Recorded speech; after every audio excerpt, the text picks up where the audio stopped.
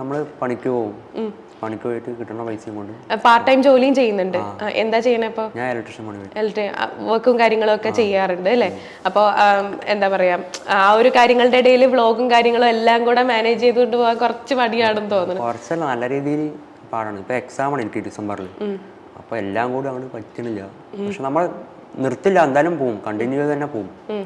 ഒരിക്കലും ഡിലേ ആക്കണം എന്നില്ല, കണ്ടിന്യൂ ചെയ്ത് പോകണം തന്നെയാണ് ആഗ്രഹമുള്ളത്. ശരിക്കും അഭിലാഷിന് എന്താ സംഭവിച്ചത്?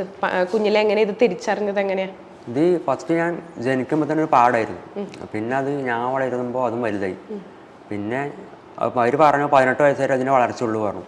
പിന്നെ വളരില്ല പറഞ്ഞു. പിന്നെ ഇതുവരെ വളർന്നിട്ടില്ല. 18 വയസ്സ് കഴിഞ്ഞു, അപ്പോൾ ഇതുവരെ വളർന്നിട്ടില്ല. അപ്പോൾ ഇനി അവർ വളരില്ല എന്ന് പറഞ്ഞു. സർജറി ചെയ്യാൻ കുഴപ്പമില്ല, പക്ഷേ കുറച്ച് എമൗണ്ട് ആവും എന്ന് പറഞ്ഞു. പിന്നെ സർജറി ചെയ്താൽ കൂടി ബ്ലീഡിങ് നിൽക്കില്ല എന്നും കൂടി പറഞ്ഞു. ബ്ലീഡിങ് ഉണ്ടാവും? ബ്ലീഡിങ് ഉണ്ടാവില്ല, പിന്നെ അവർക്കൊന്നും ചെയ്യാൻ പറ്റില്ല. നമ്മുടെ സ്വന്തം